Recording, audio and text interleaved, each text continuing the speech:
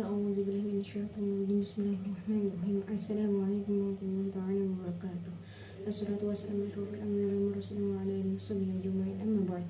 Pertama-tama marilah kita panjatkan puja dan puji syukur kehadirat Allah Subhanahu wa taala, mana dengan karunia rahmat Allah Subhanahu wa taala sehingga kita diberikan kesehatan, panjang umur dan kenikmatan ibadah dan nikmat sehat. Tidak lupa dari itu, selawat beserta salam kita aturkan yakni kepada junjungan Nabi besar baginda Nabi Muhammad SAW. Semoga senantiasa barokah karomah bahkan syafaatnya dari Rasulullah SAW kita diakui sebagai umatnya. Para saudara sekalian rahimahullah, bagaimana kabarnya? Semoga senantiasa Allah Subhanahu wa taala melimpah curahkan kenikmatan kesehatan kepada kita semua. Para saudara sekalian, sesuatu apa yang sudah Allah takdirkan dan sesuatu apa yang sudah kita usahakan itu tidak berbalik belakang dengan takdir yang sekiranya itu baik di hadapan Allah dan yang sekiranya itu keinginan kita. Nah, bagaimana Allah Subhanahu wa taala menaruh harapan, menaruhkan doa, bahkan mengabulkan segala doa istajab yang kita panjatkan kepada Allah Subhanahu wa taala. Takhturuhu man ubahu qadadabaruhu min Allah ta'adahu wa tashajjah. Bahwasanya dari Habarun Mubahadajin berkata bahwasanya doa itu terkabul dari sesuatu yang bersifat tirakat. Artinya apa? Kalau kita menginginkan sesuatu, kata Allah, wutuhu wa ahakul hadrasihi minallah, bahwasanya minallah, bahwasanya sesuatu apa yang kita usahakan itu insya Allah akan kabulkan bila kita mengusahakan, bahkan ada tirakatnya kedekatan kita dengan Allah Subhanahu wa taala.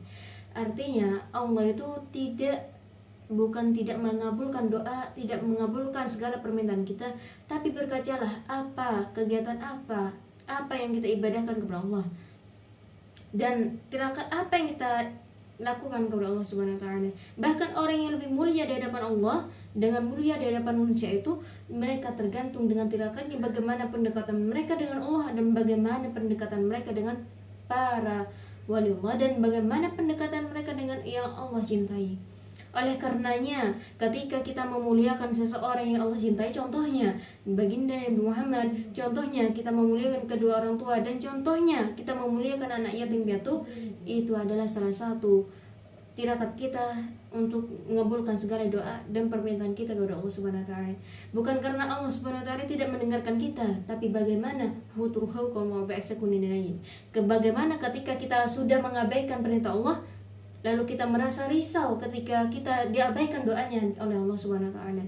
Berkacalah kita para saudara sekalian, Allah itu mengabulkan doa, mengistajabkan doa itu tergantung dengan bagaimana kita itu tidak pernah, bahkan bagaimana kita itu terus menerus mendekatkan diri kepada Allah dan bagaimana usaha kita. Ada seseorang yang sekiranya itu terus berusaha, tapi tirakatnya, pendekatannya dengan Allah Subhanahu wa taala tidak ada. Bagaimana Allah mengabulkannya? Bahkan kamu mengusahakan mengusahakan sesuatu yang sekiranya kau sudah mendampakkan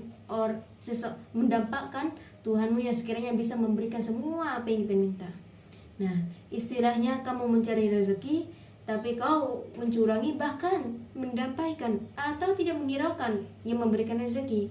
Seperti itu juga hal kecil yang kita lakukan itu bisa jadi itu adalah sesuatu yang membuka rezeki kita. Kita tidak pernah tahu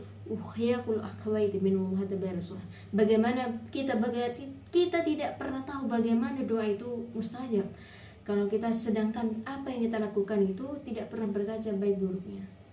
Nah, para saudara sekalian, kita berdoa meminta permohonan tidak usah jauh-jauh. Bagaimana kita selalu meminta ridha Allah. Kalau kita sudah diridhoi oleh Allah Subhanahu wa taala, segala perbuatan, segala yang kita inginkan di hadapan dunia ini, apalagi permasalahan dunia, kalau Allah sudah meridhai, dunia akhirat pun kita akan selamat, dunia akhirat pun kita akan merasa tercukupi. Oleh karenanya, kalau kita memohon kepada Allah itu dilengkapi apa yang kita inginkan, dan ketika diakhiri dengan meminta ridhonya Allah Subhanahu wa taala. Karena percuma kita membaca, kita menginginkan, kita mengucapkan keinginan kita kepada Allah kalau Allah tidak meridhoi dari semua permohonan hambanya. Oleh karena itu, setiap doa itu kita panjatkan meminta ridho Allah, meminta juga ridho kedua orang tua. Bisa saja doamu tidak terkabul karena lisanmu, bisa saja doamu tidak terkabulkan karena doa orang lain yang menghambatkan dari segala permintaanmu. Jadi kita harus berhati-hati, lisan perbuatan itu kita harus jaga dengan orang lain. Bisa jadi kamu memang alim dalam ibadahnya, tapi mungkin bisa jadi juga engkau paling jahat dalam untuk tidak bisa menjaga lisannya. Karena sesuatu itu sedalam-dalam ilmunya seseorang itu, kalau lisannya sudah tidak benar, bagaimana kita meyakinkan ilmu yang mereka itu miliki itu benar di hadapan Allah Subhanahu wa taala.